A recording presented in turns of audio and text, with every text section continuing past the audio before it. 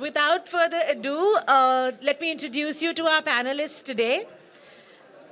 We have Vandita Mishra, National Opinion Editor at the Indian Express, Mukund Padmanabhan, Consulting and former editor at The Hindu, Mukhalika Banerjee, who's the director of the South Asia Center at the London School of Economics and Social Sciences. Is that the full name now? Political Sciences, right, LSE.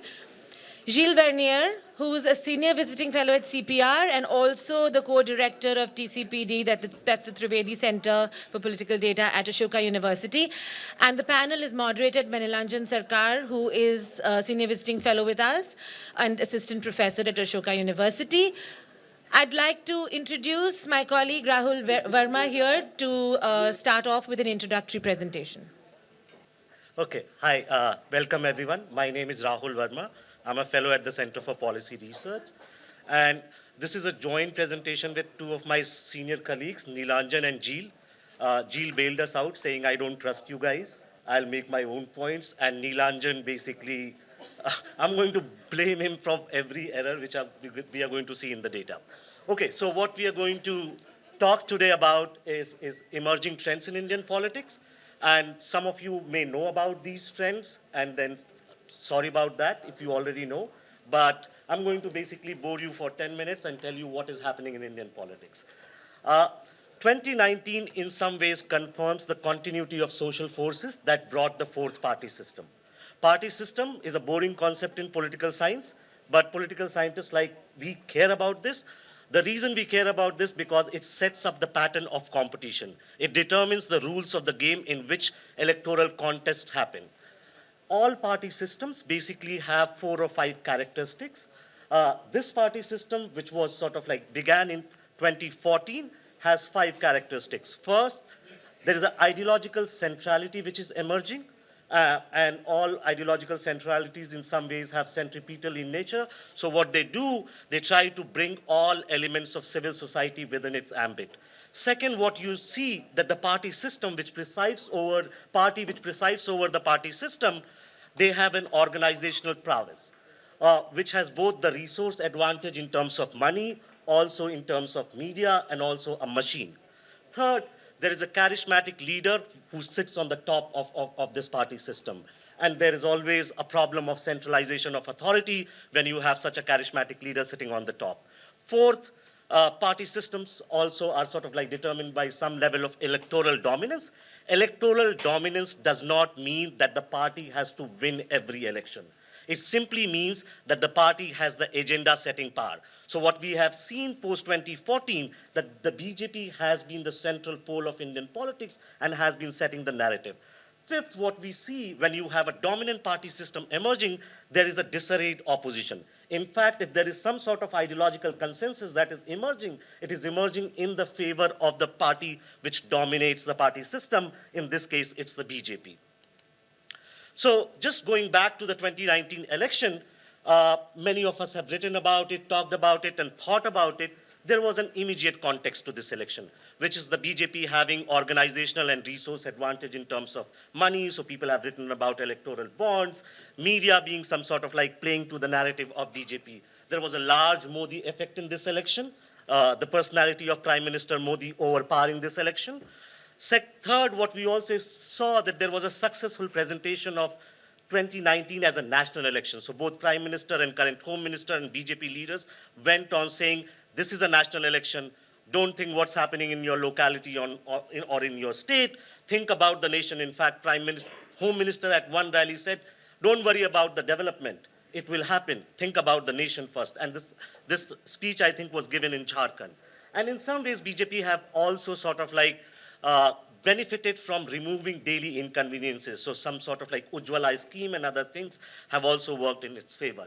But more than the immediate context, a big structural shift is taking place in Indian politics. And you cannot understand 2019 election or 2014 election without going into those big structural shifts. First, what is happening, that the demographic pie from which BJP draws its vote, the pie is increasing. So think about who votes for the BJP. It's basically middle class, more educated, younger population, more media exposed. What has been happening in last 20, 25 years? The size of middle class is going up. The size of those who are exposed to media is going up. Younger population is going up. So what you see that BJP has more number of electorates to draw from. That's the big shift that is happening.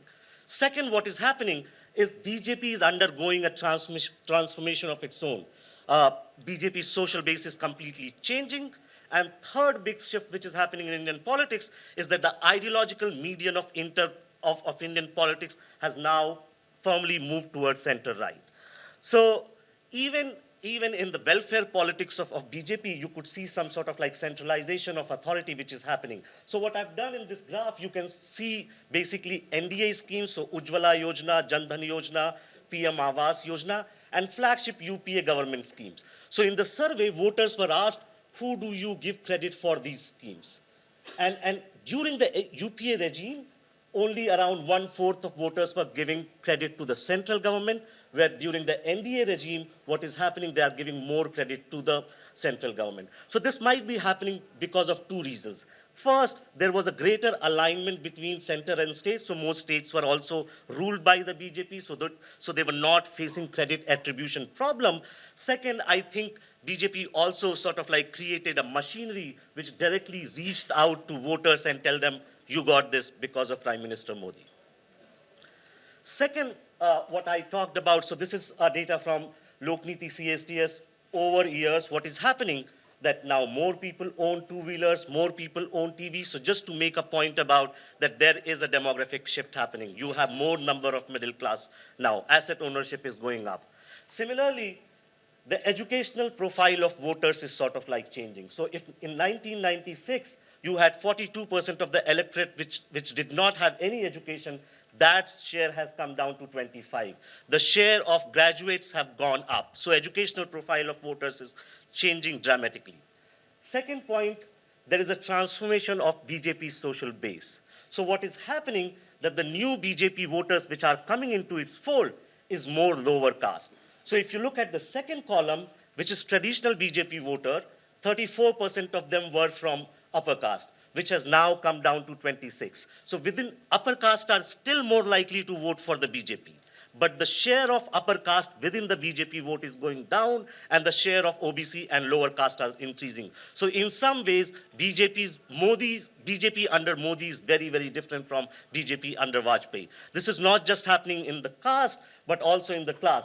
See, the segment of poor within the traditional BJP vote was just 23. The new BJP voter, the poor, is 40. So BJP has become more lower caste, more poor in last 10 years. Now, a new kind of ideological coalition is emerging in Indian politics. And this is sort of a table from a co-authored paper with Pradeep Chibbar. And in that paper, basically what we try to do, so far we have lumped 4 or 5 conceptual categories together, which is religious practice, Hindu nationalism, and ethno-political majoritarianism, which is basically the will of the majority should prevail, those kind of question, and question on reservation. If you look at this table, what basically it says that the new BJP voter, which is coming into the BJP, is less religious. So old BJP voter used to practice religion more. New BJP voter do not practice religion that often, but they are more majoritarian in nature. And that's the new ideological glue that binds BJP under Modi. Finally, political scientists like us, those who study voting behavior would know there are 2 big schools of thought, Columbia School and Michigan School. Michigan School relied on the party identification model. There has been a classic question in surveys, which is, which party do you feel close to? And what has been happening across 5 decades, that the party identification with the BJP is going up. Now, why is party identification very, very important? It is, of course, correlated with the vote choice, but this is the mainstay of the party, which stays with the party even during the times of crisis. So if the party identification with the BJP is going up, they certainly have a greater advantage in electoral contest. You're going to ask me, okay, very good, thank you for all theories, but what has been happening in the state elections? BJP has been losing those elections, right? So if you look at this graph, what we've done, we have plotted assembly election BJP vote share in blue and parliamentary election vote share in saffron, right? And what is emerging is that some sort of gap between BJP's vote share in national election and in state election. Now, there could be two reasons for this. One, basically Prime Minister Modi, when he campaigns, he draws a segment of voters, so whom you can call as Modi voter. The second could be that voters are sort of becoming very, very smart, and they are indulging in what political scientists like to call as split ticket voting. So they are splitting their ticket, they are voting a national party during a national election and a state level party during a state election. And this becomes much more clear if you look at the example of Odisha. So Odisha has a simultaneous election. The state and national elections happen at the same time. And in 2019 election, BJP did rather well in the national election, whereas Biju Janata Dal basically swept the state election. So this graph basically tells you that if BJD, Biju Janata Dal, would have done exactly the same way in the national election as they had done in the state election, they would have won 20 seats. But what have they got is just 12 seats. So basically the gap between what they are performing in state election and what they are performing in national election is increasing. The second, what is happening because of increasing BJP's dominance, so this is the data from UP, what we are doing is aggregating the vote share of major parties in UP. And across the year, what is happening that the share of the major parties are going up, which is largely driven by the BJP. So what BJP's sort of rise in national politics suggests that the share of independents and very small parties are going down. So in some ways, BJP is eating them up. Finally, again, this is a graph from UP, and some of this we are going to discuss during the panel, which is there is a sort of like religious polarization that is taking place in the society. And this data basically suggests, like, if you look at the middle graph, so this is share of Muslim population at the assembly constituency level. So BJP's strike rate in 2017, when BJP swept the election in UP, was 80% in seats where the Muslim population was less than 20. Again, their strike rate is sort of like really low in this column when Muslim population is overwhelming. But it is the middle category where BJP does really, really well, right? So where you have enough Muslim population to play the religious card, BJP's strike rate goes up. And this is not just about BJP or India or electoral politics in general. What we have known that there is an inverted U-shaped relationship between share of population, civil conflict, and other things. And this is, in some ways, is sort of like a more telling graph, which has share of non-Dalit Muslim population. So what we are doing is basically leaving out the BJP's core base, and there is a very linear relationship. If the share of non-Dalit Muslim population goes up, BJP's strike rate also goes up. So to conclude sort of like my final points, of course, there is BJP's electoral dominance, but there is a limit to that dominance. What we are witnessing in India today is split ticket voting. But alongside that, there is a new ideological consensus that is emerging, and perhaps recent Delhi Assembly elections and the narratives during the Delhi elections were sort of like a pointer to that the fulcrum of Indian politics is solidly moving towards the center-right. BJP, for its own sake, needs a new script. If they have to do well nationally, they also need to keep winning the state. Otherwise, their dominance would be sort of hollow. And hollow dominance also had its sort of good and bad repercussions. Finally, as I sort of like talked about the demographic composition of the electorate, so in terms of like, for example, middle class size is increasing, we are also witnessing that the voters' demographic composition is changing. For example, more women are turning out to vote.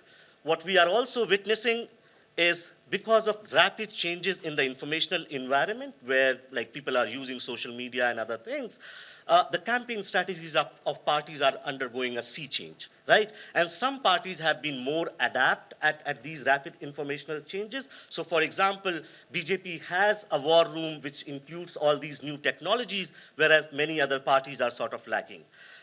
We are also seeing changes in the recruitment pattern of the class, of political class. A very different kind of political players are entering into our politics, and that has serious repercussions on political representation. I'm sure Jill is going to touch about on some of these things. Finally, what we are witnessing in the data that the indicators of electoral contests like electoral volatility are also undergoing visible reorganization. All of this basically suggests something very big, which is we need a new reorientation of how we study election. We need a new orientation of how election studies should be done in India, which needs some of you to sort of help us with your time and also with your money. Thank you.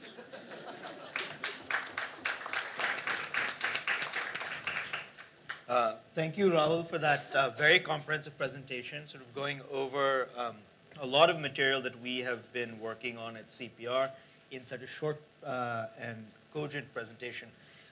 Before I get started with a moderated discussion, I see a lot of people standing in the back. We have at least, from here, I can see 6, 7 empty seats over here. So maybe to give you some oxygen up there, if I can give you a minute to sort of find some seats. Might make life a little bit easier for you over there.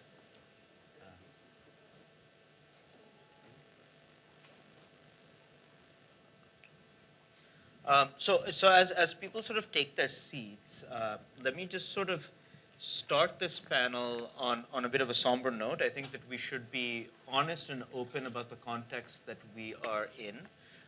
We are in a city that has just seen its most violent riots in decades. It is something that has cast a pall over the city that we are in at the moment. We are, as a group, fortunate enough to get away from the neighborhoods in which we live and the places in which we live to sit here today and to talk about politics in hopefully an intellectually rigorous manner. I understand that a number of the issues when we talk about politics can be emotionally charged, can be polarized.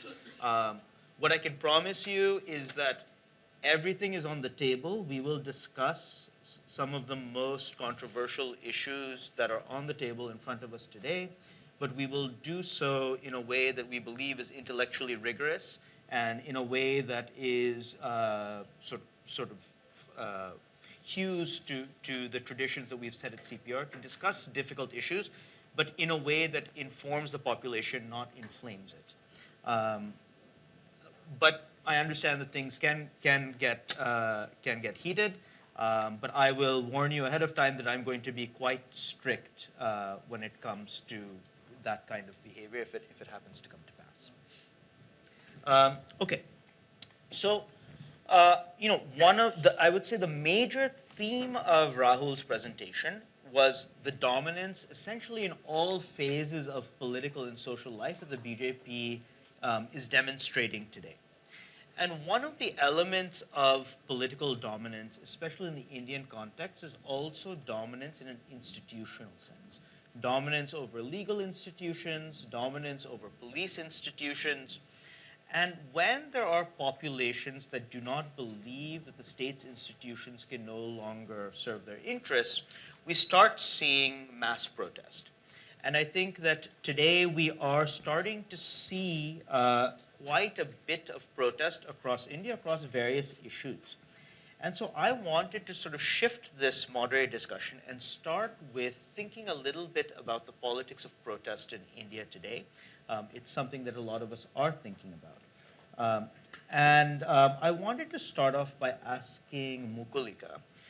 Mukulika has actually spent quite a bit of time in Jharkhand recently to understand a protest movement that we haven't been talking about as much as we should have been, that essentially predates some of the CA protests that we are seeing, but very much touches on the issues of constitutionalism, of electoral dynamics, and protest. And so I would just simply like to ask you, Mukulika, as sort of a broad-based question. Can you tell us a little bit about what you've seen in Jharkhand, what you've seen vis-a-vis the tribal communities in Jharkhand, to give us a little bit of a frame to think about what does protest mean in this current political moment? Okay, thank you, Neelan. And I should say it's a real pleasure to be here with two journalists who I've admired and colleagues, Rahul, Neelan, and Sheil, who've been doing sterling work. As I'm based in London, I don't feel like I'm missing out on anything happening on Indian elections if I follow their work. So it's wonderful to be here physically. Now, just last week, I spent some time in Jharkhand because, to my mind, as a political anthropologist, I'm not a political scientist, but some of my best friends are political scientists, as I've just said. I'm interested in democracy, and I'm interested, I think we should think about democratic politics as electoral politics combined with non-electoral politics as well. And it's not just community or culture that happens outside of elections. Politics happens outside elections. And they have actually a very organic relationship, electoral politics and non-electoral politics. And this is exactly, I think, what was happening in Pathalgadi. Now, as an anthropologist, I didn't spend a lot of time, but I spent enough time to get a picture of what was happening. I don't speak Mundari, which as an anthropologist I feel is not real anthropological fieldwork, but I did this with Dr. Manisha Priyam, and we both went there to these villages which were at the heart of the Pathalgadi movement. Now, some of you will have heard of this. If you haven't, Pathalgadi, very briefly, it started in about 2017, as far as we could date it, where they had big, giant slabs of stones put up at the margins of Munda villages, with the constitution written on it to mark the boundaries of their village, and people could not enter the village until they had the permission of the village head to come in. Right? This was the Pathalgadi. So the state was kept out. Now, this is as far as I could establish from secondary sources, from newspapers. Once I got there, of course, it is a very specific evocation of the constitution that is happening on these pathals. It is here because we were reading about Pathalgadi movement, basically because the Jharkhand elections happened in December. And they had an impact on JMM's prospects, because Hemant Soren had said, and people knew, that if Hemant Soren became chief minister, all the cases that had been slapped on Munda activists from the Munda community would be removed. So that's why we were reading about Pathalgadi movement in the context of an extraordinary use of the Indian constitution, as we've seen in the last 2 months in India, in a way, in an unprecedented way, where students all over the world here were reciting the preamble. I don't think any of us had recited it collectively in public as many times as has been done in the last 2 or 3 months. But in 2017 itself, there was an evocation of the constitution on these stones, but it came on the back of a much older protest that had been part of the insistence of the provisions of the 5th schedule of the constitution in these villages, which basically grants special rights to tribal communities, which was not happening. So this had been a long agitation throughout this century, until it got to a point where a very rapacious, extractive government in Jharkhand was attempting to steal land away from tribal communities for mining, for various purposes in that, for the benefit of 2 identified companies. So people knew who the beneficiaries were, and that was a red line. They said, no, you cannot, and we are going to keep the state out by putting up these slabs of stone. Right? So just to wrap up, what was very interesting was, of course, even the evocation, therefore, of the constitution was layered. So if you looked closely on these pathals, there was the 5th schedule up on these stones, which had been painted over. Then there was a new, sometimes the preamble, sometimes something else of the constitution, but also a set of rules about how people should stay out, and you could not come in until you got your permission. When the elections happened, therefore, this was a huge issue, because the police could not come in. They wouldn't allow, there was a bahiskar, a voting boycott in some of these villages. And in retaliation, we heard that school teachers had been told to ask the children to recite the preamble at morning assembly. So here the state reasserted the preamble to the constitution and got the children to recite it. Basically, when I asked them why this was, they said, no, they must realize we are the people of India. We are all the same, so to say that the 5th schedule special provisions should not be taken quite so seriously. So it was a very interesting play of using the Constitution. And it had an impact on the election results, and that's a subtle story I won't go into. And it brought into, actually speaks directly to what you said, Neelan, about the politics of protest, which is far more complex than anything we understand. Thank you. Thank you, Mukulika. So I'd like to ask Vandita to sort of perhaps take this discussion forward. The Patalgari movement was chronologically prior, but today we are seeing large anti-CAA protests, which at the center of them are evoking images of the Constitution, of Ambedkar, and obviously also a very explicit dimension of Hinduness and Muslimness and what identity means in India. Now, you've had the opportunity to actually go and investigate anti-CAA protests across 4 states, and you've been spending quite a bit of time doing this. So I was wondering if you could sort of tell us a little bit about how this sort of sentiment has grown and sort of some of your observations of how we in Delhi sort of see anti-CAA in a very, very specific way. We're sort of, unfortunately, here, and it means certain things. How is this reverberating across the places that you have traveled? Thank you for having me here. When I set out to travel outside of Delhi to see how the anti-CAA protests resonate, I started with a set of large claims that were being made for this moment and for the movement in Delhi. You'll open the edit and op-ed pages, and there are several large claims. One, that this is not just a Muslim protest. It is a new moment for Muslims, but it is not just a Muslim protest. It is participatory. There are Hindu solidarities being forged with Muslims. Second, that this is a new moment again for students who have come out and taken the lead.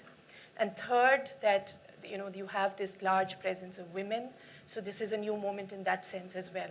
So lots of large claims are being made for this being a turning point. I traveled from Calcutta to Lucknow, Calcutta being possibly, with elections coming up next year, the ground zero in terms of the election, in terms of CAA and NRC as an electoral issue, and Lucknow in UP because the anti-CAA protests have taken the maximum toll there. There have been so many deaths. Over 20 people died in police action there. So broadly, my conclusions were, one, that yes, this is a new moment for Muslims, certainly. But this is not a more participatory protest. This is not a new moment in a larger way, because the Muslim mohalla, the anxiety and fear in the Muslim mohalla and at the Muslim dharna site, which is in the Muslim mohalla, located everywhere, is not being shared. That anxiety and tension is not reaching out and evoking empathy from the Hindu neighbor. There is, on this university campus, there is a larger argument being made. The only kind of solidarity that I found was on the university campus, where you have students making the argument that yes, this does not affect me, but if it affects my Muslim friend, it affects me too. And that this touches secularism, this touches that part of the Indian Constitution which makes it special. And so this is a problem. But I think when we think of students, we fail to locate them in their institutional contexts, and the kind of educational institutions that we are setting up across the country cramp the students so much that it would be unfair to for us to expect them to take the burden of the secularism fight now. These students they have to be located in a place like Central University in Gaya, where they've put up a board saying these are do's and don'ts for students. And among the do's is, the moment you spot an outsider, bring him or her to the dean's office. Or another college in Sasaram, where the principal tells me that when we teach the students of one class, we tell them, beta thoda ruko, abhi unko padha ke aate hain. There are hardly any teachers there. There are students to be taught and no teachers. Or, like ISM, the school for mining, which has IIT status in Dhanbad, where the teacher very proudly tells anybody who cares to listen that ours is a closed campus. Our students don't think of politics, and they give exams, and they concentrate on they focus on their careers. Or again another. So I could give you n number of examples of why it would be unfair sitting here to expect students to be the vanguard of the fight to save the Constitution. So briefly, I will just give you my brief conclusions overall. The first is that each and every dharna site that I went to, like I said earlier, was located in the Muslim mohalla. So this happens even, for instance, in a place like Dhanbad, where there is a Bhai Randhir Singh Chowk, which is the converging point for any kind of protest. Anybody protesting comes to that chowk. And you come to that chowk if you are a teacher wanting higher salary, you come to that chowk if you are a political party. But the anti-CAA protest has not reached that chowk. The anti-CAA protest is in Basepur, which is the Muslim mohalla, which is the Muslim area there. And so on. So on in every place that I went, the anti-CAA protest is located geographically in the Muslim mohalla. The second thing is that when you talk to the people sitting at the protest, the people who are protesting, there is an attempt to assert larger solidarities everywhere. You will there are symbols of the Constitution, there are portraits of Gandhi and Ambedkar. There is no Muslim imagery at all.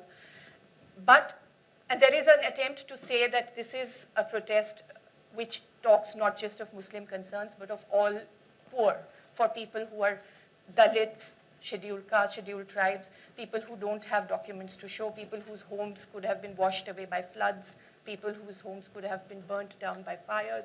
This is a larger movement speaking for them.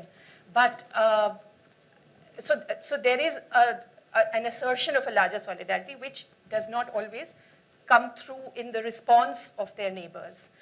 And on the campus, the students are the only ones who are making that larger argument. But as I said, our institutional cultures are so cramping and also so infiltrated or so affected and influenced by the Hindutva the Hindutva influence. You have VCs going to ABVP conferences, but not allowing Christmas to be celebrated in a university campus in Gaya. So the student solidarities also have to be looked at in that context. So I think the larger takeaway from what I saw and heard was that, and also one more point, that for the Muslims, this is a new moment, not simply because of the CAA NRC. It is the CAA NRC because the CAA and NRC touch that very basic and very most essential of all comforts, which is the idea of home and the idea of nation. But for the Muslims, this is the center of a vortex of insecurities which have come together. So you talk to them and you hear that this is about 370. This is about the way triple talaq was done. This is about the way the court verdict handed over the Ram Janambhoomi, the Babri Masjid site to the for the Mandir. This is also about the arbitrariness with which demonetization happened and the way GST has forced small businesses to shut down. So it is a coming together of several things around this basic idea of home and vajood ki ladai hai. This is about existence and about home. Thank you, Vandita. That's a very comprehensive report, I think, of what's going on around the country, right? As I said, Delhi always has a very specific set of concerns, and that doesn't apply to the country as a whole. I think that's most evident when we go to South India, right? The way in which we typically are framing the rise of the BJP, the sets of demands that are being made on the system, have a very explicitly North Indian color in the media in terms of the way that we talk about it. But we know that the BJP also has a quote-unquote southern strategy, right? And especially in a state like Tamil Nadu, where the heads of what had been the two major parties have literally been cut off, and that we have a little bit of political nascence, political chaos, and the BJP has perhaps an opportunity to break ground. One wonders about what the BJP's strategy to enter into a place like Tamil Nadu is. One also wonders, you know, Tamil Nadu, at least publicly, has put up perhaps the largest set of against Modi, against the BJP in the run-up to the 2019 elections, right? So a set of questions that maybe we have from the north, right, is that is Tamil Nadu fundamentally an anti-BJP state? Can the BJP make inroads into Tamil Nadu given this core set of concerns that it expresses? When we think about something like CA, NRC, when we think about something like Hindu-Muslim, are these issues that resonate in a state like Tamil Nadu, or are we looking at fundamentally different kind of politics and it simply won't work for the BJP? So I was wondering if you could give us, Yeah, if I can just start by picking up on, you use the phrase Southern strategy. Yeah. That suggests that there could be one strategy for 5 states and, and a union territory and 130 seats. And I think, that is sometimes the way it's portrayed, and, sometimes it's there in the way the BJP itself talks. We need to expand, we need to have a pan-Indian footprint. And so this gets it gets dressed up in certain newspaper reports as if there could be, one strategy for the states, even though the states have a very different politics, each one of them. I just touch briefly on the South. I think there is, you talked of Tamil Nadu, and I'll come to that, but one of the things that I think, if you look at what unifies perhaps Southern politics, or what's a characteristic of politics in the South, I think one is it has a presence of strong regional parties. Yeah, you take Tamil Nadu, for instance, and between the ADMK and the DMK, there's very little space for anything else. The same is true of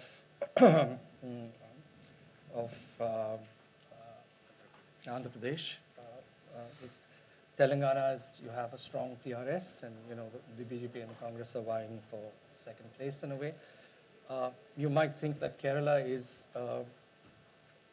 outside this net because the CPM and Congress are greater players, but they also lead coalitions with smaller parties that sort of tap into, sometimes into religious denominations, sometimes into castes, and so on.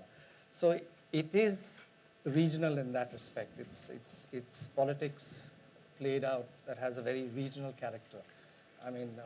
The kind of support base that the CPM has in Kerala is very different from what it had in West Bengal, for instance. We know that. So the only state where, you have the JDS again, one regional player, but I think the only state where the BJP has had some success is Karnataka. Yes, it has done surprisingly well in Telangana in the last election as well, but not that well. And there again, I think it's been able to do it because in large parts of the state, it's basically pitted against the Congress. The JDS exists in one pocket of the state.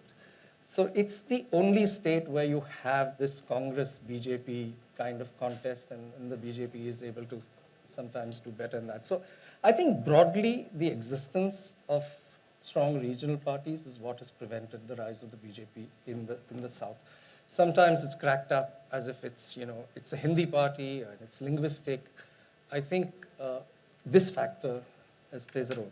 The other thing, of course, is many of the things that agitate, the BJP here and arguably agitate voters here don't seem to matter that much in the South. Ram Mandir, cows, Hindu-Muslim strife, if you like, or people who are ostensibly anti-national. This kind of stuff doesn't cut the same, with the electorate. So I think that's the other reason why the BJP hasn't made that much headway.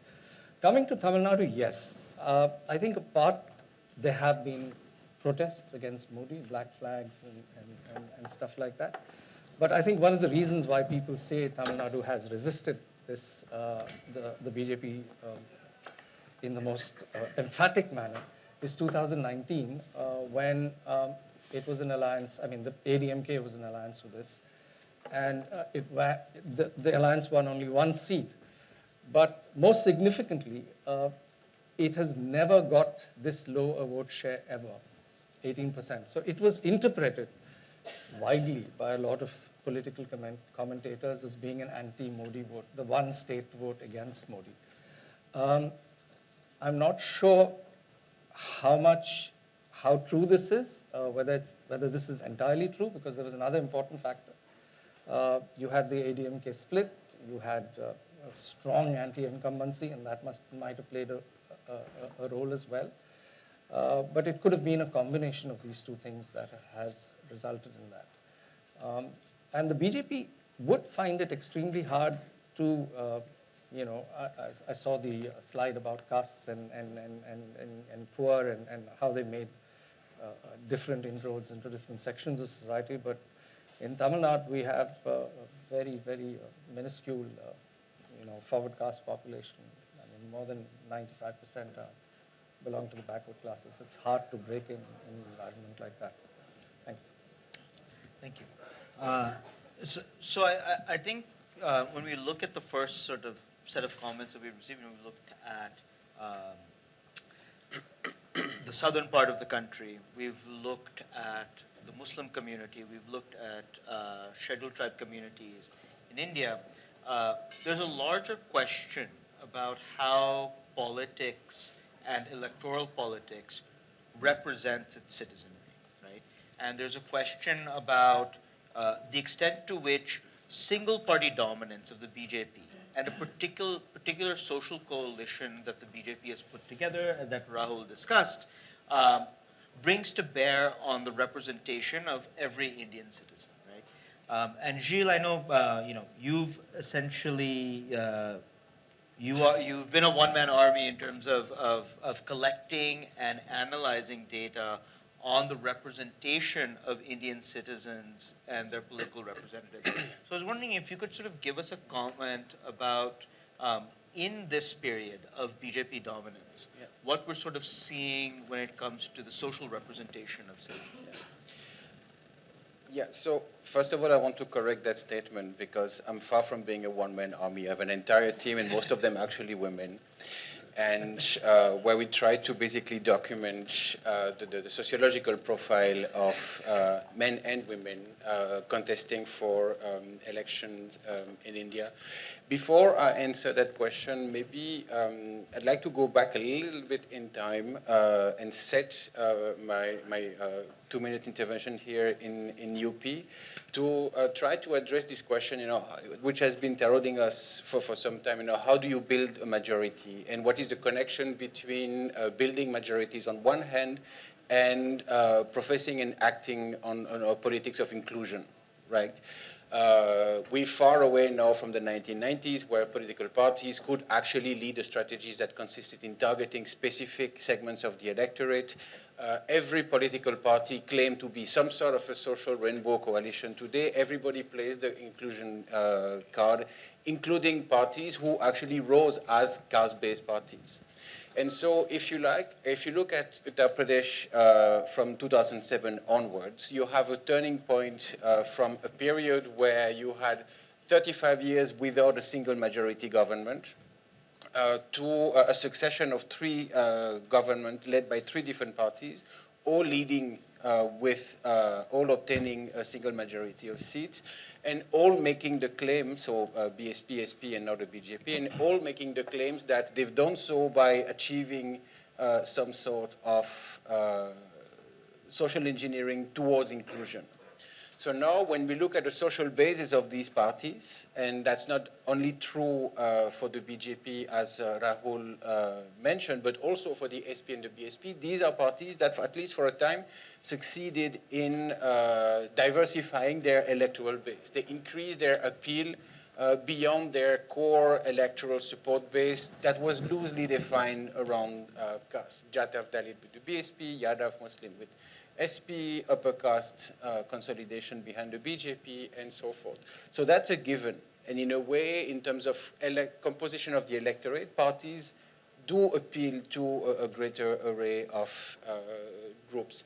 But this inclusion in speeches, in discourse, in strategy, does not actually translate into greater inclusiveness in terms of representation.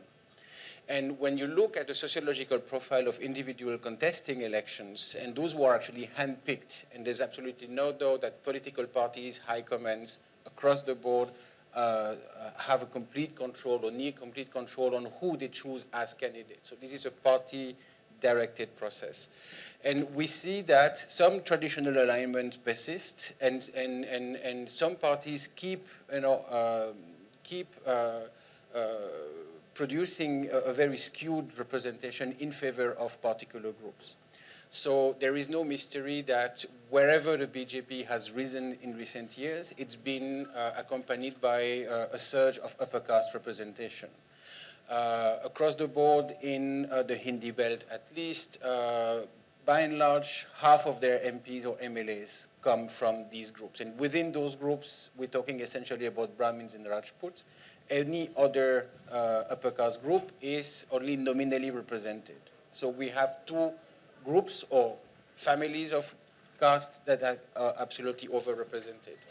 And for the rest of the representational space that the BJP provides,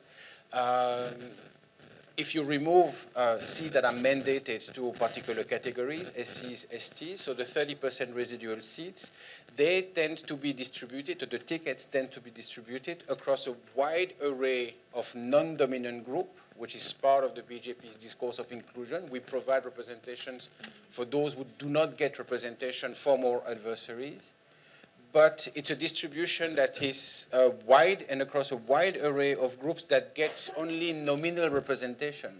In the case of UP, at best 1 or 2 seats. And so you have a situation where on paper you do have inclusion, but you have a massive overrepresentation of the traditional electoral base of the BJP, and then you have what I would qualify as some sort of a token representations of a large array of groups that excludes groups that are otherwise aligned with other political parties, and that produce assemblies that are very skewed. And in addition to that, even if you factor in that the diversity among representatives, if you cross that with information on their economic background, on their class background, you find that all those candidates selected within dominant groups or within non-dominant groups tend to be selected within the elite segments of those groups. And by their occupation, they're usually grounded into business activities of particular kind. All the usual suspects are there, from liquor distribution to construction to real estate and so forth. Domains of economic activities that are close to the state, that are dependent on local or district level regulation. So getting close to the state is an incentive to get into politics. That are open for competition. These are not private domains of particular groups, like trade or like artisanship or things like that. These are also the sectors of the economic activity that happen to be the most criminalized. I mean, there's no way you can grow a real estate business without hitting a wall of criminality. And then you have a number of options. I mean, it's up to you to decide what you want to do with that.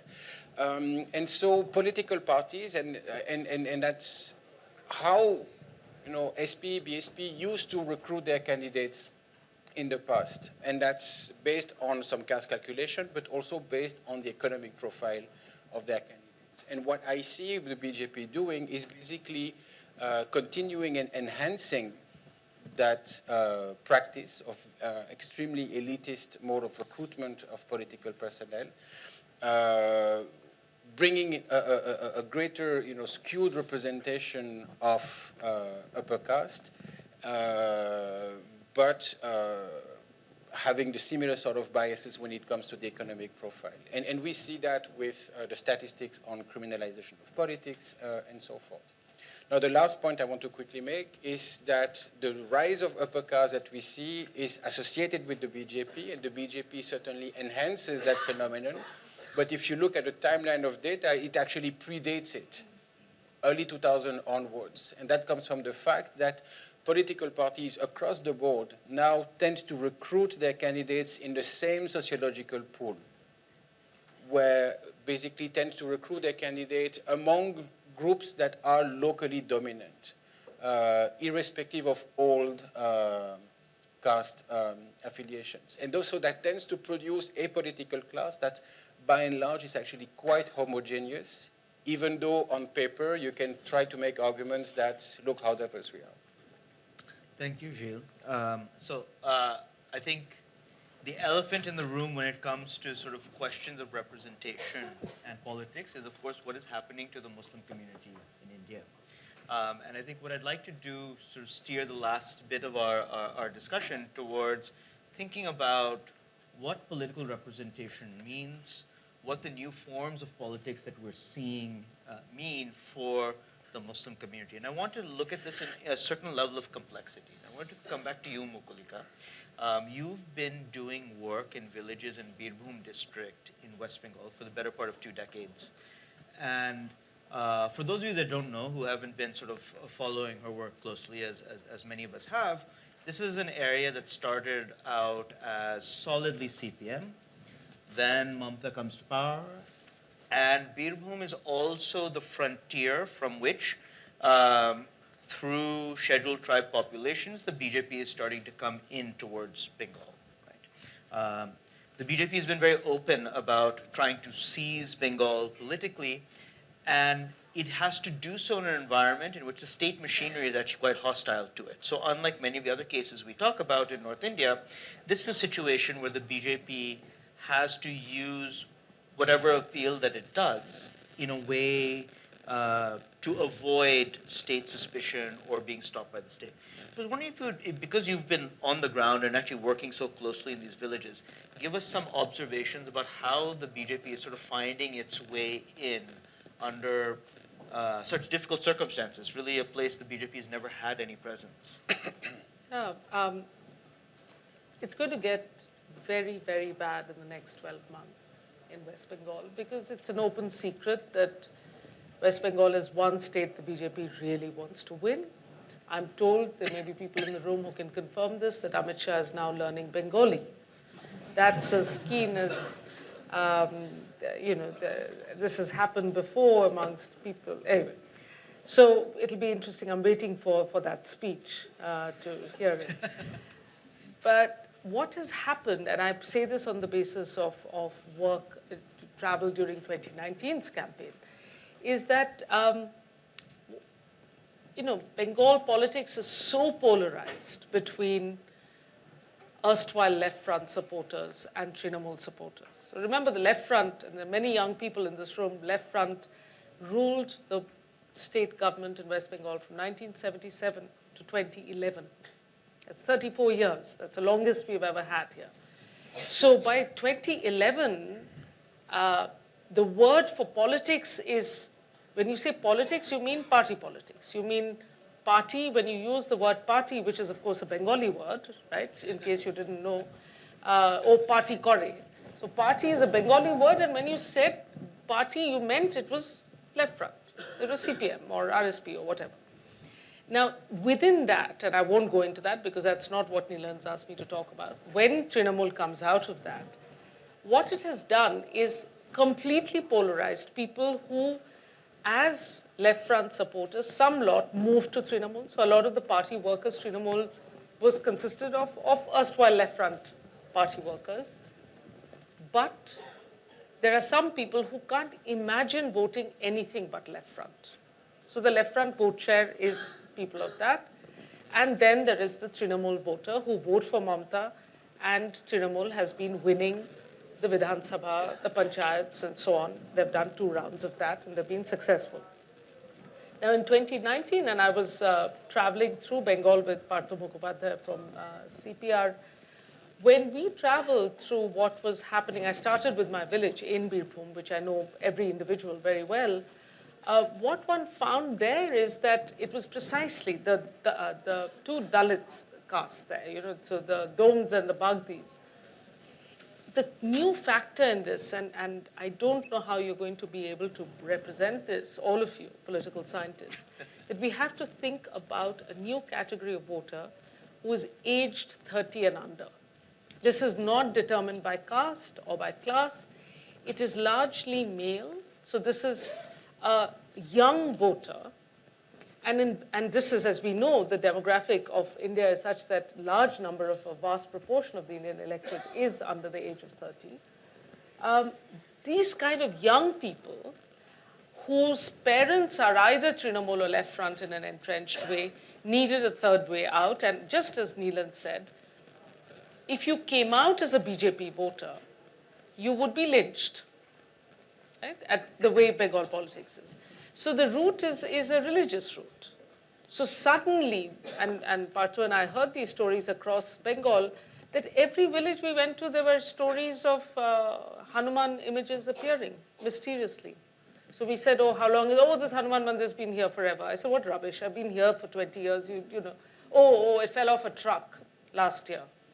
Where is this Hanuman thing? Oh, one day in the fields, it was under the tree. There was a tree and the Hanumanji just appeared. So we started worshipping Hanuman.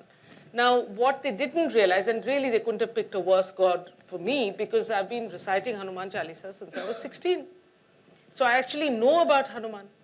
So I said, okay, let's recite the Chalisa together. They, of course, don't know that there is a Chalisa. So this is a very new god. So basically, long story short, the BJP's tactics in 2019, at least, was to attract young men through the community worship of Hanuman, who, like Saraswati, can be worshipped without a priest. So I know this because the Doms and Bagdis in my village had begun Saraswati Puja, and when I said, why Saraswati? Without assuming that this is Bengalis, everywhere. This is not Kolkata. This is rural Bengal, which is very different. They said, Didi, this is the only puja we can do without a Brahmin. So that's why we're going to do this. So in the same vein, Hanuman was being worshipped, but more than anything else, it allowed a way to disperse funds, to feed people, to give young men an excuse to get together and talk, and have a sense of purpose. And they could tell their parents at home they were not doing party. They were doing Hanuman worship. So this was completely under the radar and very successful. As we saw, the BJP performance in 2019 was very strong. And whether they can stick with Hanumanji for the next, for 2021, we'll have to see. Maybe there'll be other gods and goddesses who appear. Watch the space. Okay. So I think that gives us a very sort of comprehensive view of how the BJP is making inroads in places in which it hasn't had strong political roots. But obviously there is the other side. There is the side when the BJP is able to use the force of the state. And I wanted to sort of go back to you, Gilles, because you are an expert on UP politics. In recent times, before this politics of CA and NRC, we have seen in Kashmir being able to lock down an entire, what was originally a state and is now a union territory with state force. In and all across India with Section 144, with internet bans. There's a model that many of us have written about, in which one way in which you can other a community is to just have one part of the institutional link not work. Police step down. Information can't get out, right? So if we think about the Jamia protests versus the AMU, what happened in Jamia and what happened in AMU and Aligarh Muslim University, everyone reacted to what happened in Jamia because the images went viral immediately. Perhaps what happened at AMU was at least as bad, but there were no images, not for days, right? So I'm wondering, when we think about and we are hearing these stories out of UP about what is happening with the Muslim community, uh, can you provide some commentary on how essentially the new technology of state repression, right? Internet bans were not as effective thing 10, 15 years ago, right? Some of the tactics that are being used today, we're hearing stories about face recognition technology and so on and so forth. Do you have an insight into how the new technology of repression is affecting Hindu-Muslim relations on the ground in India? I've purposely asked a question that nobody has any specialty on, but because Gilles is one of our leading political scientists, I figured let me give him a very hard question. Yeah. Let me think for a second how to respond to that one. So about a year ago, I wrote a piece in a weekly magazine about how the current party in power, how the BJP in UP was busy populating local police ranks with people who shared their, ideological inclinations. I actually got into legal trouble for that piece, but anyhow. And it's not entirely surprising that the police in UP, which by and large has remained a completely unaccountable institutions, would not just be a simple bystander, but actually an actor in the violence. Something in UP that preoccupies me a lot is that in the long history of communal violence that this state has seen, there have been shifts in recent years, and not just from Muzaffarnagar riot onwards, but a couple of years before that, where the violence and the use of state actors as instruments of violence actually has increased beyond the usual hotbeds of communal violence like Meerut or Aligarh and so forth, but has spread actually to rural areas. And the capture of local institutions plays an important role. But I would like to take that point, a little bit beyond the capture of state institutions, but also the extraordinary spread of the presence of a number of, civil society organizations such as the RSS, the Hindu Yuva Vahini, the Hindu Sena, and there are many avatars and local iterations in the forms of Gorakshaks and so forth have spread, particularly across Western UP, in ways that are absolutely unprecedented. And that's a spread that is obviously also technology enhanced, thanks to the ways of communications that they have. Some of my students are currently doing field work embedded in some of those networks, or doing ground observations on the way they actually connect, the way they organize, the way they recruit, the way they identify local influencers through social media, but also across fields, young men, sportsmen, identify families who have an IPS officer within them, how they actually use technology and basic technology to basically build database, target individuals, send people in pairs to try to convert them, encourage them to recruit more members, report everything consigned into.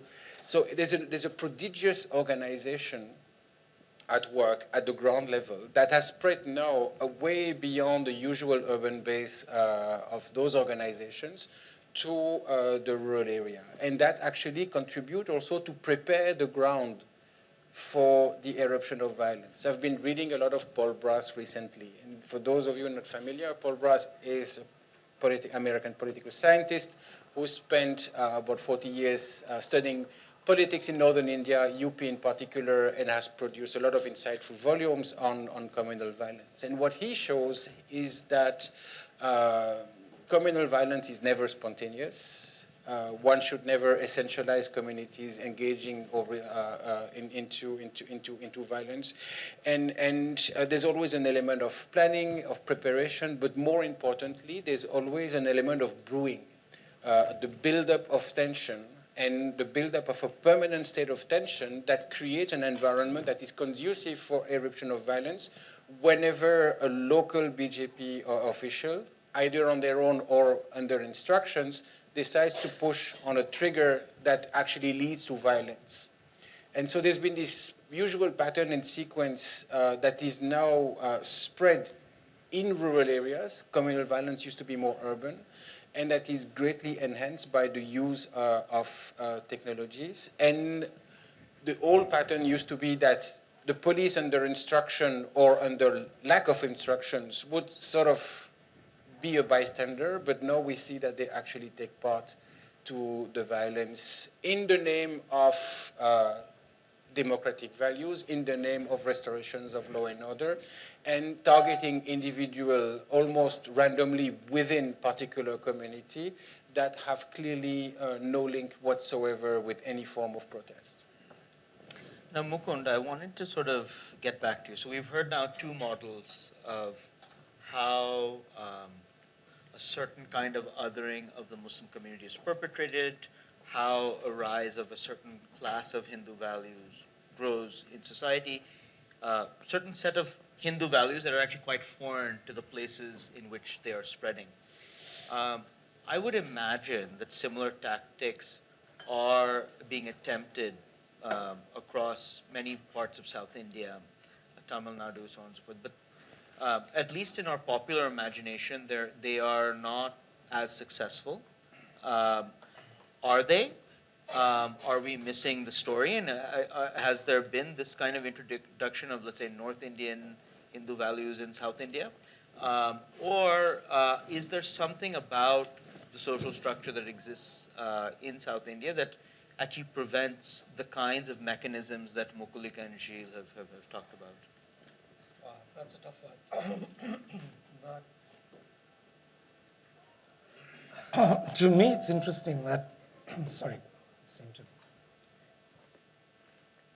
to, that while many of the things that may work electorally for the BJP here, many of the issues that we talked about, or communal strife, cows, whatever, Ram Mandir, not much big issue in the South. The interesting thing to me was the way CAA played out. That has had a sort of, I think, a strong resonance in the South. And I mean, we have our own little Shine Bagh in Chennai, in Washerman's Pet, and some of the descriptions, Vandita, you'd made, I think, just struck a chord because it's similar. The Muslim women at the forefront may not be as large, but it's, the same symbols, Ambedkar, Gandhi, Indian national flags all out, led by women. So, and it's interesting to me that, Tamil Nadu, for instance, take Tamil Nadu. And Tamil Nadu is now ruled by a party that has actually supported CA. And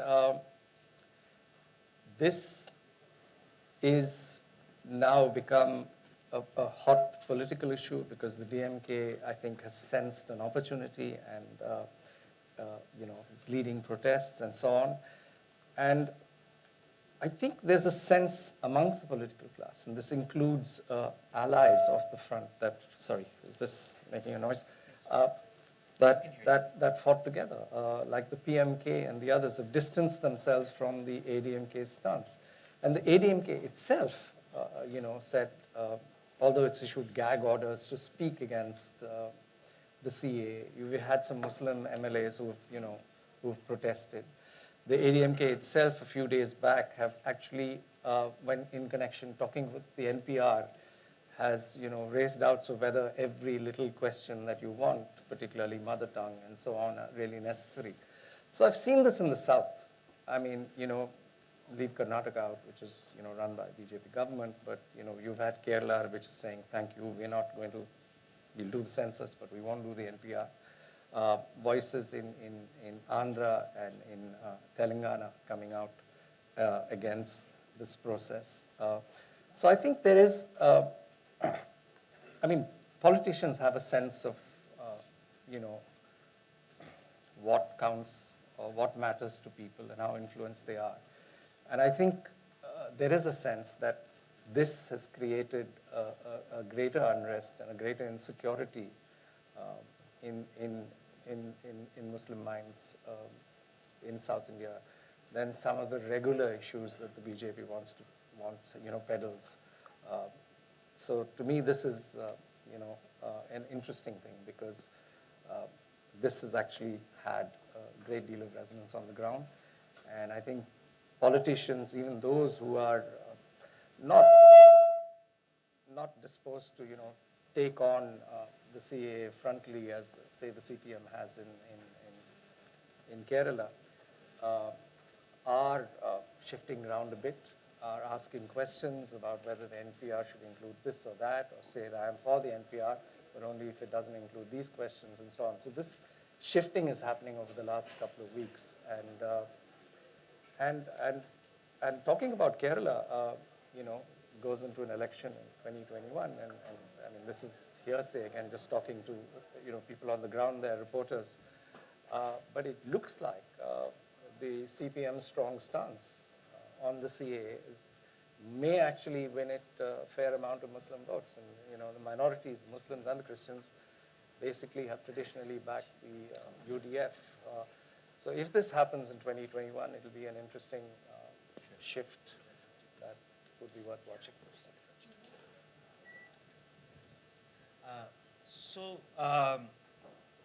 I think I will use these sets of comments as a pretext to move towards, I think, something that we have to talk about. I started this panel with this discussion. We are seeing the larger sort of national resonance of something like CA, NRC. It has led to protests all across the country. But it has also been used as a pretext for the recent violence that we've seen in Delhi. And Vandita, I know that you have had a chance to go and visit Jafrabad, which was ground zero of the riots in Delhi. And as a way of sort of framing this question, I was hoping that you could sort of comment on a few different things in terms of what you've heard, and you sort of were able to go and see the aftermath. So one is, and Gilles mentioned it briefly, there is a standard story about one way in which the state allows violence to happen is to either not put enough cops in or explicitly tell them to stand down. This is a story that we have heard in Gujarat 2002 when it came to Hindu mobs vis-a-vis Muslims. It's a story we heard in JNU very recently. I think many of us were hoping that JNU was an isolated incident. I think today we might see it as a dry run, right, in terms of a strategy that is being employed. I was wondering if you have heard sort of similar testimonies. I think that's perhaps an old model. It's a model that we know.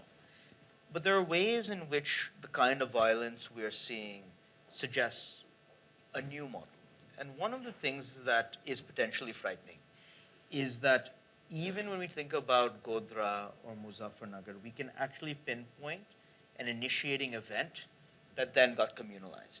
What is interesting in all of the reporting that we've had, it isn't an Eve teasing case, it isn't a rape case, it isn't a train.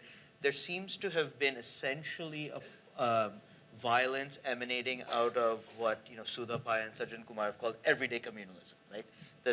There were existing tensions, perhaps greater due to CA, and then it explodes. We also are living in a social media world, as I mentioned earlier, right? So something that is happening in East Delhi is now being beamed all across the country that can have resonance in a place like West Bengal or Tamil Nadu or UP. So I'm just wondering, based on the kinds of observations you had, how do we think about the violence that we saw? How much of it is, no matter how horrific, something that we already know, and how much of it is new? How much of it is something that we really need to start grappling with as political scientists and scholars? So before I answer your question, there was something that I wanted to add to what Sheil said. The new modes of state repression, for instance, in UP. So on my travels, when I stopped in Varanasi, I found that local newspapers had reported that in 2019, out of 365 days, something like 358 days, there was Section 144 in Varanasi. And right now, even as we speak, I think Section 144 is on in Varanasi since the Babri verdict in November. So since November, not in Varanasi, sorry, the second one is all over UP. So in all over UP, you have Section 144 continuing since November, and in Varanasi in 2019, it is something like 358 out of 365 days. So, what protests and what would be the language of protest in a place like that is something that we need to think about. About Hindu-Muslim violence, and in Delhi, I went to Mustafabad and Shiv Vihar, not Jafrabad. Sorry. But see, I think what we have underestimated all along is also, apart from the fact that this violence has followed a campaign of hate in Delhi. So perhaps that became the trigger point for the violence. It didn't have a specific event, but it had a whole campaign in which we saw a lot of hate speech of the kind that we had not seen earlier. But I think what the BJP has been able to do also is something that has existed much before the BJP came to power. And that is, we have underestimated that Hindus and Muslims have lived together in something that an academic has called back-to-back neighborliness. And it has not been actually facing each other, even when they live next door to each other. And in Mustafabad, for instance, when I wandered around and I asked people what happened, and everybody had the same story about this faceless mob of outsiders wearing masks and helmets, so we could not recognize them. But you continue to talk and you find the finger pointing to their neighbors. So I think, and it was the same kind of when I was traveling to see the resonance of anti-CAA protests in places like Giridih, for instance. Now, Giridih is a very tiny town. It is within 1 kilometer, you will find the local electorate, as well as the police station, as well as the court, as well as a bus stand. Everything is a stone's throw away from each other. And yet, I had college students in the Giridih college telling me that they had not seen or heard of the anti-CAA protest happening in the Mohalla Bhandari D, that is the Muslim Mohalla where that dharna is happening there. And they said, we watch the anti-CAA protests on TV, but we don't know about the ones in Bhandari D because we do not go that side. So, I had students in Dhanbad telling me that, Hindu student telling me that my best friend is Muslim who lives in Vasepur. She comes to my home, but I don't go to hers. So I think we have underestimated the fact that I think over the years, because probably we were spooked by partition, that we have not confronted the Hindu-Muslim issue. And I think that is what also the BJP is now profiting from. So it should not come as such a surprise when this kind of horrific violence happens. And it probably should not come as a surprise also that the horrific aftermath, which is that, in the Delhi, in Northeast Delhi, I was there on Sunday, which was the 6th or 7th day after the violence.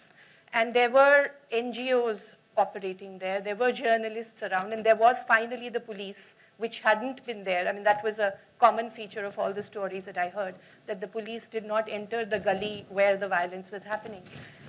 But now there is the police, there is the NGO, there is the media, but there is no politician. There is absolutely no politician, neither from the Congress, nor from, which has ruled Delhi for decades, nor from the BJP, and certainly also not from the Aam Aadmi Party. So this is, I think, a question that maybe the BJP perhaps would have served a purpose for all the ugliness that is also around us, if we could confront this Hindu-Muslim question of the fact that this back-to-back neighborliness, what has stopped it from becoming a more full-throated and full frontal engagement and participation with each other.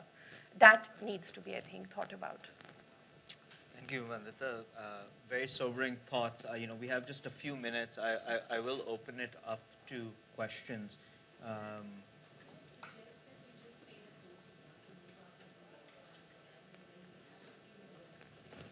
Okay, so we have a panel that will be starting at 1:30 in Jacaranda on Indo-US relations. I think we will go a few minutes over, and those of you who would like to go and be there for the start of the panel, obviously, please feel free to go. But that I can allow those of you who want to ask some questions to be able to ask them to our audience members. We have a mic. Okay, great. There's a lady. Gentleman in the front, and then lady. Thank you. I think And it's. please keep the questions short. I'll keep it very short. Thank you. I think one thing which very clearly come out of all the discussion that we've heard is that the capacity for political mobilization, whether it manifests in a kind of violence or non-violence, but the capacity of political mobilization has completely been passed on to the fringe groups, the informal groups. The political parties completely have given up that functioning. And therefore, in a larger context, if I were to look at it, the model of state repression, which has been talked about on the panel, it's not something new. I mean, all political parties, because of the way they organize, that's how they functioned. Everywhere they functioned like that. So unless we analyze the entire spectrum of all these NGOs and non-formal and informal groups who actually are behind this kind of mobilization, and the political parties on the margins, and they try to take advantage of it as the momentum actually builds up. So unless we look at that entire spectrum, somehow we miss out the essence as to how this kind of dynamic of political change is taking place now, because the mobilization is actually the essence of any dynamic. Thank you. Thank you. Sabina? Thank you for, is this working? Thank you for an excellent panel. Two very quick questions. So the first is to Gilles. How does the elitist recruitment of the BJP align with the expansion of a poorer and lower caste voting base? That's the first question. How does that play out in future elections? And the second question is, a few panelists touched on this briefly, but often institutions of higher education are an opportunity to engage in discourse and debate around these issues.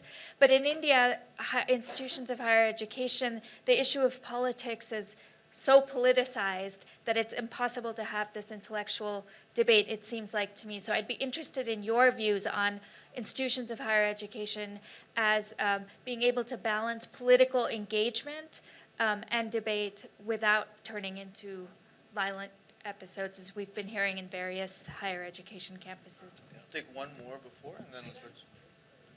I'm sorry? So right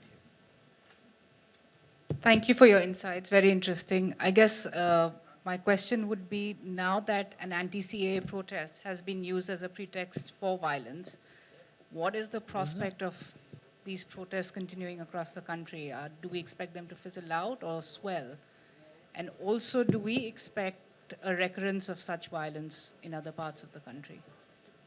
Okay, so we'll start with those three. We'll do at least one more round, so keep your questions.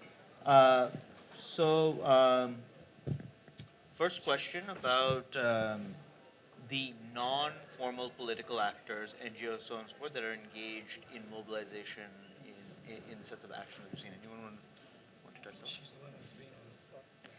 So I would not say that the mobilizational advantage or the baton has passed to the non-political outfit. I would say, in fact, that, for instance, even in a place like Rajasthan, where where the BJP lost power, the mobilizational advantage is still with the BJP. It's the other parties are receptacles right now for alienation from the BJP, anti-incumbency, etc., but they are not agents. They are receptacles. The mobilizational advantage, even in states where the BJP loses power, is still with the BJP. So yes, the anti-CAA protests have seen, because they are making an attempt. I think this has become the template. I think because of Shaheen Bagh, it has gone viral. It has reached places which are smaller, which are more remote from Delhi. There is a rough template of these protests in which political party banners are not part of it. There may be involvement of political parties, but it is kept in the background. So yes, there it does seem that these are non-political party mobilizations. But from what I have seen, these are limited right now. And perhaps they are limited because they are, the political parties are not playing a more frontal role. So I would say the mobilization advantage still lies primarily with the BJP, even in states, as I said, where it has lost power. Gilles, Yeah. question on elitist movements and poor voters? Elite representatives and poor Yeah. voters? So, I mean, the premise of your question is that the candidate actually, matter as part of a larger mobilization strategy, right?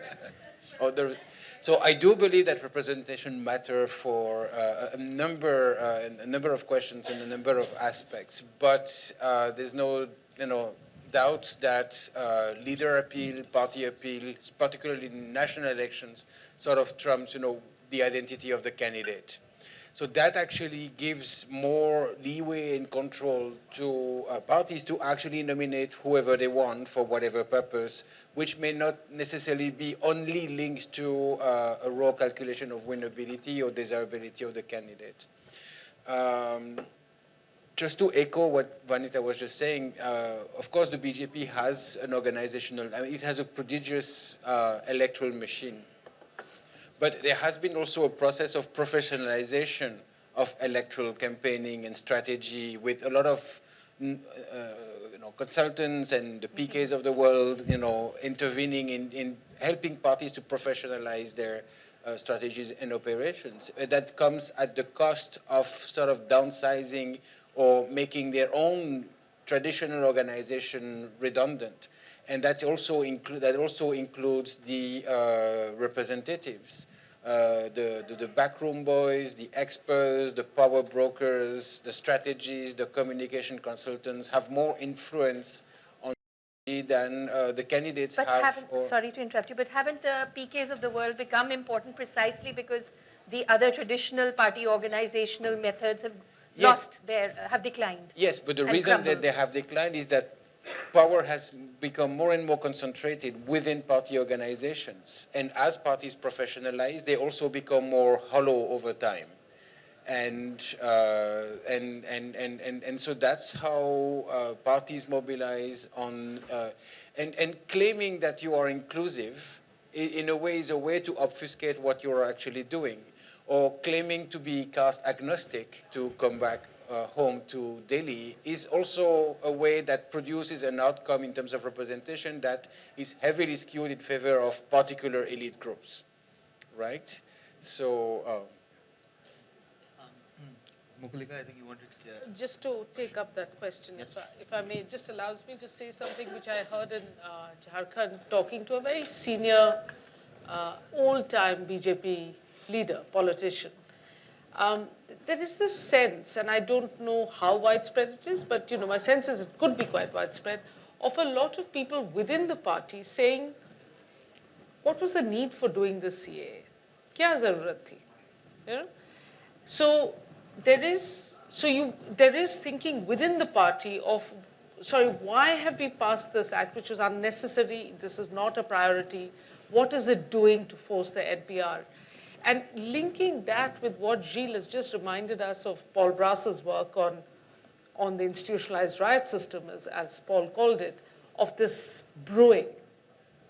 It creates the perfect template, it seems to me, just thinking now, of insecurity, of questioning that basic premise of India, which is that the dignity of the individual and the integrity of the nation are linked, right? That's what being a sovereign republic is. That's what being citizens is.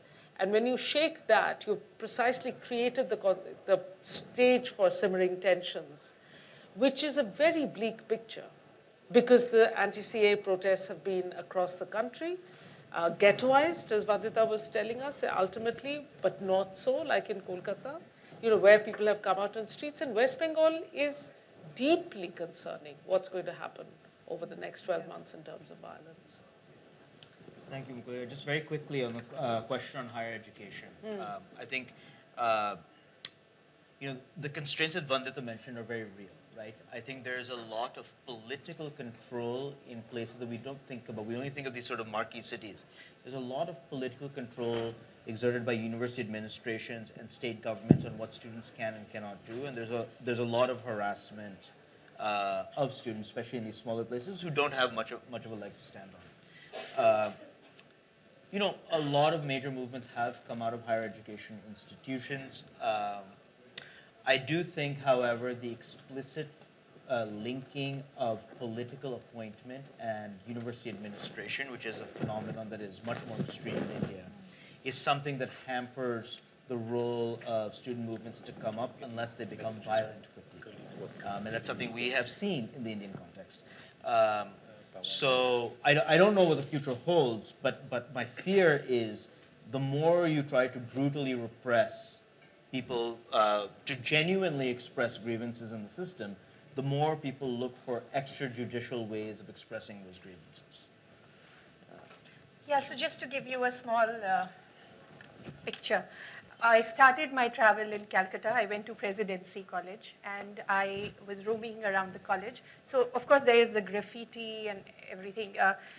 There were students in the dean's office laid out on the floor on mattresses, many of them studying, many of them on their laptops.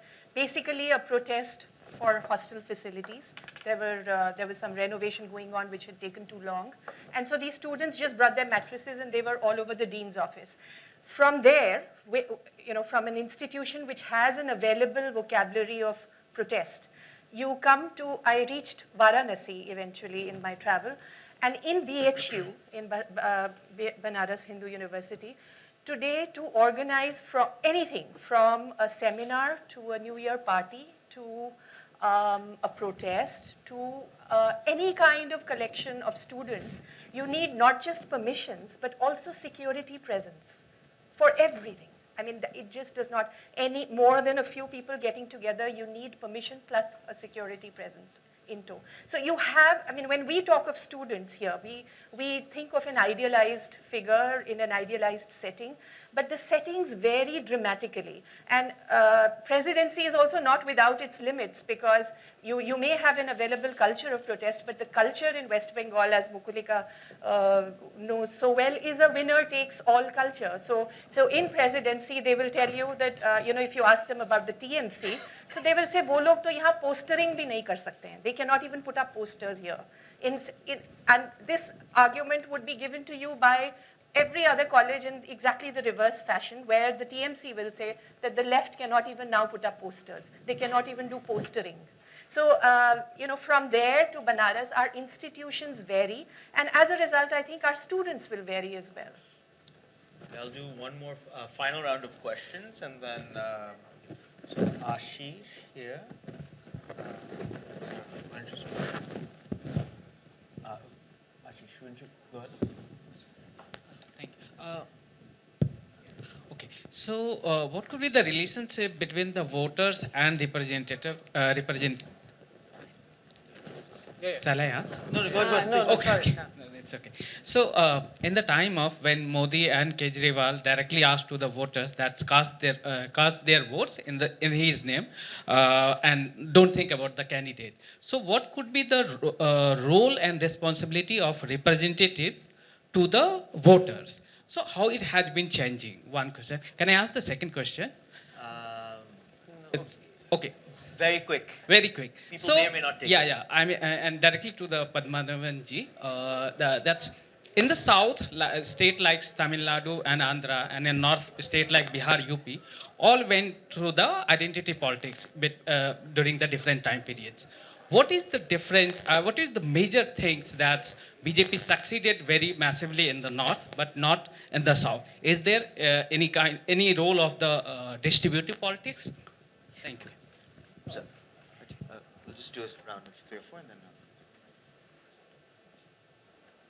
It's on? Yeah, it's on. So, am I right in concluding that Jinnah is being proved right? That we are in fact two nations? Yes, please. One over here.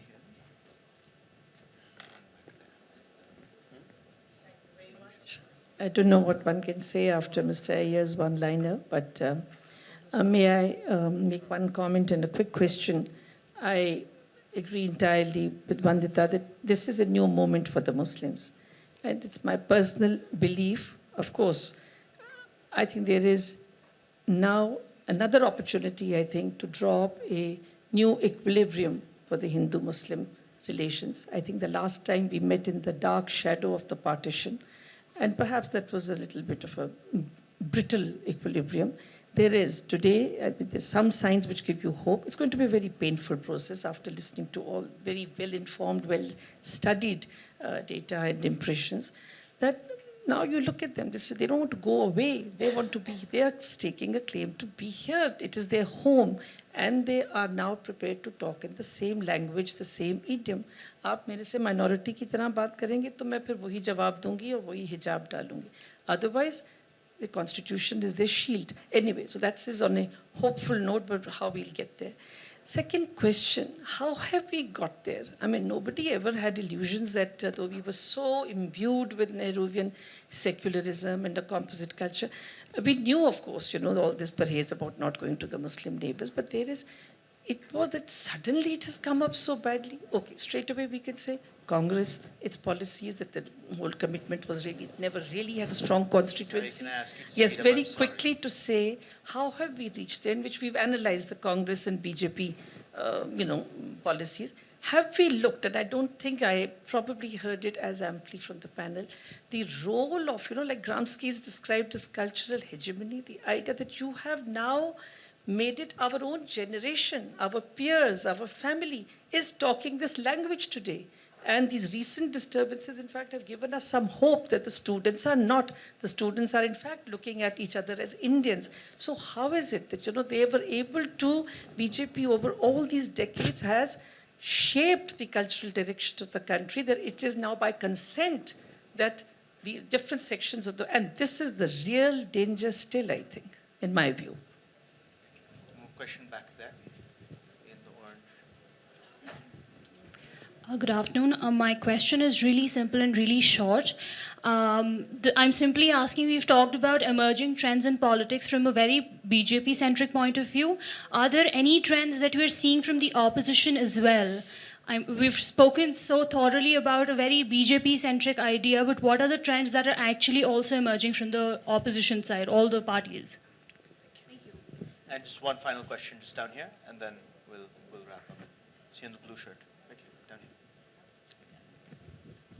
here. Thanks again. I want to ask about an actor I haven't heard too much comment on in this discussion yet, and that's the police or the state security forces. And so maybe I'll direct it to Mukalika, but of course if anyone else on the panel wants to come in as well.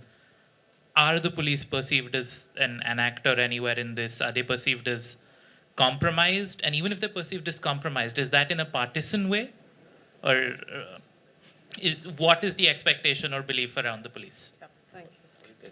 All right. So we have a large number of questions, I think some which will evoke emotional response, and that's a good way to end a panel, actually. So, so let me first start with a series of the more sort of academic-oriented questions. So Mukund, there was a question about why certain kinds of religious, castists of a certain sort of appeals that we associate with the BJP have not been as effective in the South. Beyond just regional identity, is there a distributional argument to be made in terms of how the parties have behaved? Yeah, I mean, I thought I alluded that briefly in what I said before. I still believe that it is more difficult for the BJP to break into areas where there's strong regional presences, strong regional parties. I think the Congress has proved the pushover, and I think that is one reason why the BJP's success has been greater in places. I know that the state elections have gone, the Congress way in the Hindi heartland recently, but I think nationally, and I think Rahul made that point in the presentation, that for the first time, we see people voting very, very differently in the national elections and the state elections. And I think both Odisha and Telangana as well are sort of emblematic of that new trend. So I still think, a strong regional presence is one reason why we've been able to put the BJP off in the South. And the second reason is that I think in some senses there could be, I mean, this is just speculation partly. Maybe the South has had a slightly different history and a slightly different culture. And so some of the issues that seem to have a greater resonance, I think Sabarimala has a greater resonance than the Ram Mandir, for instance, in the South. And I think the Kerala election that we had in 2019 was influenced by Sabarimala. So it's not free of religion completely, but I think it plays in other ways. So I think these are the two issues where I think, and the BJP might change its stripes. I'm not ruling out anything from happening. But I think in a place like Tamil Nadu, and so you mentioned Chennai being a different country, I think Tamil Nadu is going to be, I don't know how far they're going to make progress, but if they make further progress in the South, I think Tamil Nadu would be the last bastion. I think it is going to be more resistant to the BJP than any of the other states. Yeah. Sorry. Did you want to jump Yeah. in? So you didn't hear me. I'm very poor hearing. Okay. Do you want me to say that again? No. No, I just said if the BJP makes further progress in South India, which it might well do, it's made some progress in Telangana, for instance. I think Tamil Nadu will be the last state it can crack. And I think that has to do with maybe caste compositions, it has to do with the nature of the people there, and so on. So if I may quickly add to what you were saying, Mokun, I completely agree with you, but one needs also to look at regional parties in the South, at particular types of regional parties, because you have strong regional parties in the North as well who have been decimated.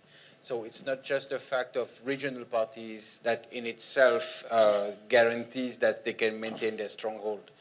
But in the South, you have, and you've had, in fact, a succession of strong chief ministers who, in many ways, emulate the kind of might that the BJP has.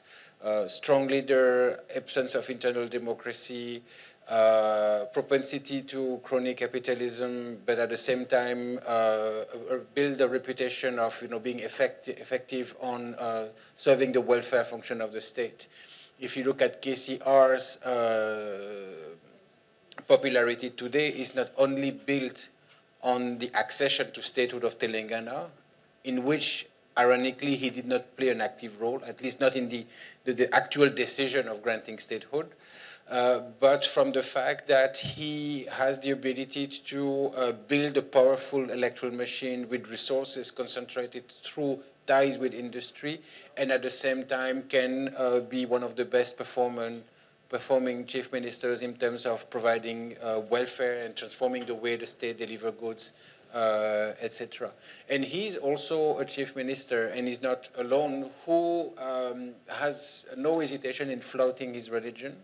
In fact, he literally does not miss an opportunity to conduct some public havan or puja, but he manages to do so in ways that are not necessarily perceived as threatening to minorities. So there is an interesting model in the South, which is really worth exploring. I was not suggesting that politics is there. It's perfect by any means. Just very quickly to Mukulika, police. Question about the police and are they biased actors? I think we did talk quite a bit about the state. We did talk about the police. You can't talk about these riots without talking about the police and their inaction. But actually, also, we haven't only talked about BJP politics, but the reason why it seems like that is what Rahul was saying about agenda setting. And that's a lot of people are reacting, and especially at the national level, right? But with the Pathalgadi, it was very stark. When they were saying we want the state to be kept out, what they were saying is the police can't come in. And what was interesting was the police represented not just the state, but state violence, and also deeply hierarchical casteist politics, where all our tribal communities are seen to be somehow subhuman in the way that a Dalit is. And that's part of their cultural baggage that they come. So what they were, the trigger for the Pathalgadi was the police just arbitrarily beating up people. And they said, sorry, you can't do this. This is not how we treat each other. So you can't come in and just arbitrarily beat people. So the police becomes a representation of a certain kind of hierarchical, casteist Hinduism filled, premised on violence, which it is, because we have caste, and the way we treat Hindus within Hinduism, forget minorities. And so it was a pushback against that with a model of community and participation and self-governance, which within the village, a Munda community would have. So, and that's the notion of the republic, in a sense, that pushes back. And I think that's what, when we say in Shaheen Bagh, there is such civility, there is discipline, it's clean, people are fed, you're welcomed. It's those virtues, or those values, I think, of democratic politics that has been lost in the quagmire of party politics. So I think I want to end the panel essentially on the most obvious question to end the panel on, right? Which is that, was Jinnah right? I think it encompasses some of the other questions, right? Is an opposition to the current dominant form of politics we see today at the national level possible? How have we reached the point that we have?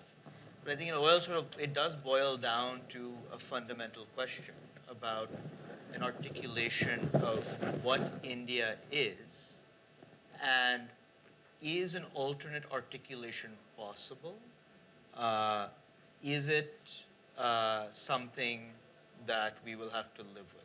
You know, on the sidelines, there's been a discussion of Vandita's point that part of the reason why we haven't seen political leaders on the scene of the riots is that in order to be nationally relevant, some subset of people are arguing that you essentially have to buy in to a particular view of what it means to be Indian, and then you can compete electorally. Maybe that's true, maybe that's not.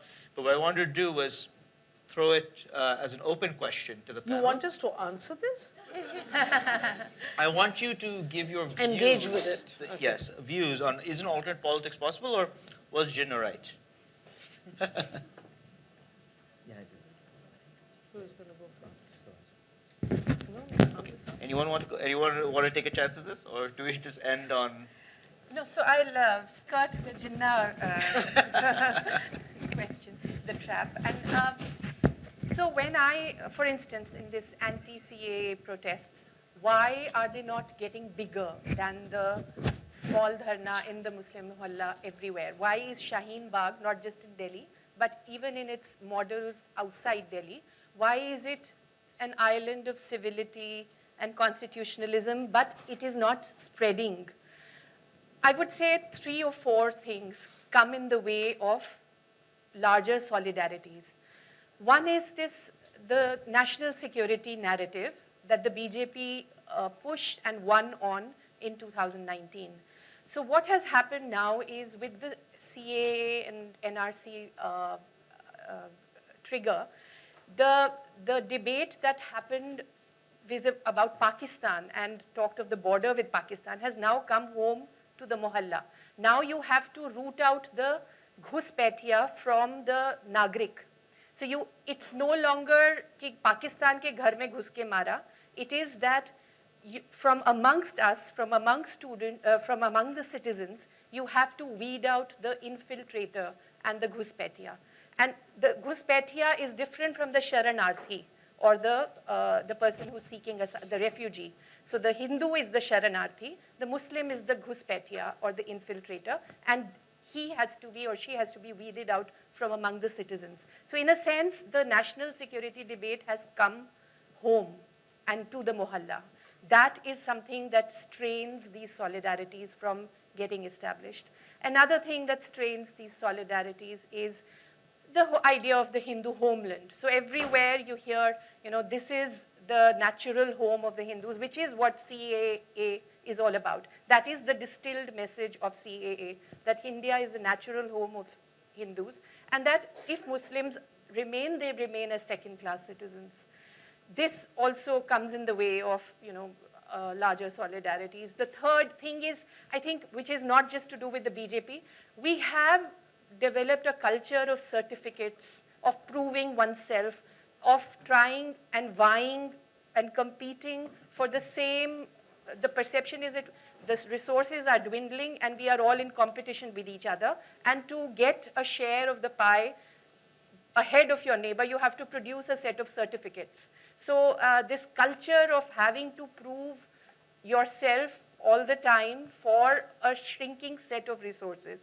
So in Jharkhand, for instance, 1932 was a cutoff point for you to produce land records to prove that you are a Moolvasi. Then they said 1985 would be a cutoff point.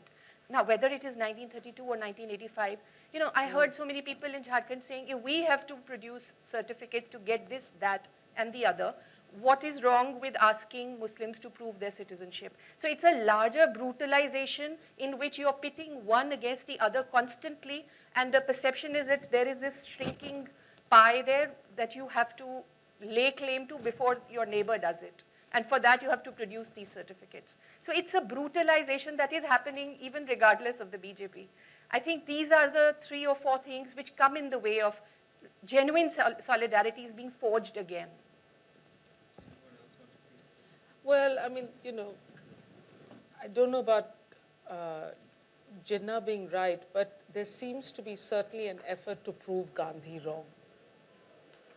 And that, that it is impossible to create a politics that requires a cultivation of what we saw as the virtues that democratic politics will bring. Now, in that, we have completely, and I say this, with the, having published books and spent a decade talking about how brilliant our elections are, we have completely compromised even our elections. So the money is opaque. There is no secret ballot anymore, and the Election Commission of India is far from neutral. So we have even compromised the one aspect of democracy that we used to get right. And now what we are seeing is, in fact, how, and this is not an Indian issue. This, as we know it, this is happening globally, that the politics of hate is actually a much simpler politics. It's much easier to dehumanize the other, to normalize violence, though it still shocks me, and I think, we talk about violence. I do think, if you stop to think for a minute, what it is to hit someone with a stick, forget kill them, what does it do to the person who's killing, who's hitting? Never mind the victim.